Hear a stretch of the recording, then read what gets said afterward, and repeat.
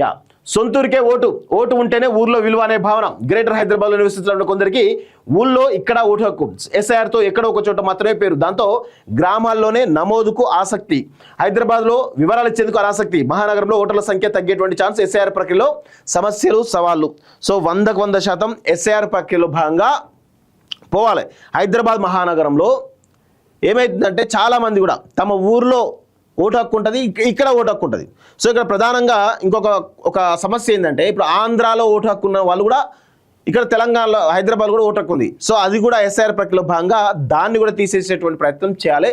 So Andhra Pradesh సంబంధించినటువంటి ఏదైతే SIR ప్రక్రియ కూడా దీంతో కొంత చేస్తే ఇక్కడ ఆంధ్ర సంబంధించినటువంటి ఓటు హక్కు ఏదైతుందో దాని మీద కొంత ఎస్ఐఆర్ ప్రక్రియలో భాగంగా వాటి మీద కూడా ఇబ్బంది ఉండేటువంటి అవకాశం అయితే ఉంది. దాన్ని కూడా కొంత కంట్రోల్ చేయాల్సిన అవసరం అయితే ఉంది. ఎలక్షన్ కమిషన్ ఆ దిశగా ఆలోచించాలి. ఇప్పుడు తెలంగాణ వాడంటేనేమో సరే ఎస్ఐఆర్లో భాగంగా ఇక్కడ హైదరాబాద్ ఓటు హక్కు వద్దు, మా సొంతూరులో కావాలని చెప్పేసి కోరుకుంటాడు. ఎందుకంటే ఎప్పటికైనా సొంతూరుకి వెళ్ళాల్సి ఉండే కదా. సో అందుకే వాడు కోరుకుంటాడు. కానీ మరి ఆంధ్ర సంబంధించినటువంటి విషయంలో ఆంధ్ర సంబంధించిన ఓటర్లు కూడా డబుల్ ఓట్లు ఇక్కడ హైదరాబాద్లో ఉన్నాయి కదా. మరి దానికి సంబంధించిన ఆ ఓట్ల విషయంలో ఏంది పరిస్థితి అనేది కూడా ఒకసారి మనం ఎన్నికల కమిషన్ కూడా ఆ దృష్టి తీసుకోవాలని చెప్పేసి కూడా మేము కోరుతా ఉన్నాం. సో కోటికి పైగా జనాభా ఉన్నటువంటి మహానగరం హైదరాబాద్, ఎక్కడెక్కడి నుంచో వచ్చి స్థిరపడిన వారు లక్షల్లోనే ఉంటారు. ఇప్పుడు అలాంటి వారంతా ఓటు కోసం సొంతూరు వైపు చూస్తున్నారు. ఇన్నాళ్ళు అలాంటి వారికి అటు గ్రామంలో ఇటు మహానగరంలోనూ ఓటు ఉండగా ఇప్పుడు ఓటర్ జాబితా ప్రత్యేక సమగ్ర సవరణతో ఎక్కడో ఒక చోటే ఓటు హక్కు ఉండనుంది. దీంతో చాలా మంది సొంత ఊరిలోనే ఉండాలని చెప్పేసి కూడా కోరుకుంటారు. సో హైదరాబాద్లో ఓటు హక్కును మరి తొలగించుకోవాలని చెప్పేసి కూడా వాళ్ళు ఒక నిర్ణయానికి వచ్చినట్టుగా తెలుస్తూ ఉంది. సో నమోదు చేసుకునేందుకు మొగ్గు చూపుతున్నారు. ఊళ్ళో భూములు, ఇల్లు, ఇతర ఆస్తులు ఉండడం, ఓటు హక్కు ఉంటేనే గ్రామంలో విలువ అన్న భావన వంటి దీనికి కారణమని చెబుతున్నారు. కాగా ఎస్ఐఆర్ ప్రక్రియలో భాగంగా ఓటర్ల మ్యాపింగ్, జాబితా పరిశీలన చాలా లోతుగా చేపడుతున్నారు.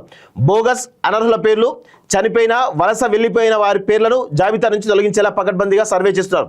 2002 నాటి ఎస్ఐఆర్ వివరాలతో పోలిచి చూస్తున్నారు. నాడు ఓటు హక్కు లేని వారి వివరాలను తల్లిదండ్రులు, తాత, నానమ్మ, అమ్మమ్మ వివరాలతో మ్యాపింగ్ చేస్తున్నారు. ఈ క్రమంలో ఏదో ఒక చోటే ఓటు నమోదుకు ఉండే అవకాశం ఉన్నది. నగరంలోని డూప్లికేట్ ఓట్లతోటి చాలా మంది ఉన్నారని చెప్పేసి కూడా తెలుస్తోంది. సో ఎస్ఐఆర్ ప్రక్రియలో సమస్యలు సవాళ్లు చాలా ఉన్నాయని చెప్పేసి చాలా స్పష్టంగా తెలుస్తోంది. రాష్ట్రంలో ఎస్ఐఆర్ ప్రక్రియ సమస్యలు సవాళ్ల మధ్య కొనసాగుతుంది. అధికారులు దృష్టి పెట్టకపోవడంతో పట్టణ ప్రాంతాల్లో ఎన్యూమరేషన్ పత్రాల పంపిణీ సక్రమంగా జరగడం లేదు. రాష్ట్రంలోని 3.5 కోట్ల మంది ఓటర్లకు ఫారాలు పంపిణీ చేయడం, వాటిని సేకరించడం, వివరాలు పరిశీలించడం, డిజిటల్గా నమోదు చేయడం వంటివన్నీ నిర్ణీత సమయంలో పూర్తి చేయాల్సి ఉండడంతో తీవ్ర ఒత్తిడి ఎదుర్కొన్నట్టు బూత్ లెవెల్ ఆఫీసర్లు వాపోతున్నారు. గ్రామీణ ప్రాంతాల్లో ప్రజలు స్వచ్ఛందంగా ముందుకొస్తున్న పట్టణ ప్రాంతాల్లో భారీగా ఓటర్లు వివరాల్లో గణనీయంగా తేడాలు ఉండడం, ఓటర్లలో పెద్దగా ఆసక్తి కనబడకపోవడం వంటివి ఎస్ఐఆర్ వేగానికి అడ్డుకట్ట వేస్తున్నాయి. ముఖ్యంగా గ్రేటర్ హైదరాబాద్ పరిధిలో అపార్ట్మెంట్లు, గేటెడ్ కమ్యూనిటీలు ఉండడం, ఉద్యోగాలు, ఉపాధి కోసం పొద్దంతా బయట ఉండేవారు ఎక్కువగా ఉండడంతో బిఎల్ఓలు ప్రత్యక్షంగా ఓటర్ కలవడం కష్టమవుతుంది. హైదరాబాద్తో పాటు పలు పట్టణ ప్రాంతాల్లో బిఎల్ఓలకు ఎన్యూమరేషన్ ఫారాలు ఆలస్యంగా అందాయి అంటూ చూస్తాం. సో చాలా సమస్యలు ఉన్నాయి.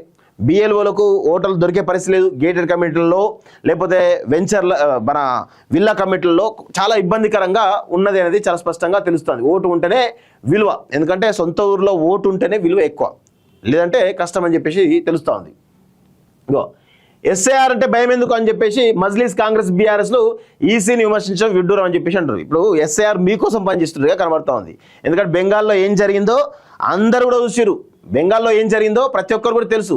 అలాంటిది మీకోసం మీరు ఇంత మాట్లాడుతూ దయ్యాలు వేదాలు వల్లించడం తప్ప ఏమీ లేదు. మీరు నిజంగా పారదర్శకంగా ఎస్ఐఆర్ చేస్తే ఎవరికీ ఇబ్బంది ఉండదు. కానీ మీకు అనుకూలంగా ఉండే విధంగా ఎస్ఐఆర్ చేస్తున్నారు. అదే బాధ ఇక్కడ అందరికీ, అదే అనుమానం కదా వాళ్ళకి.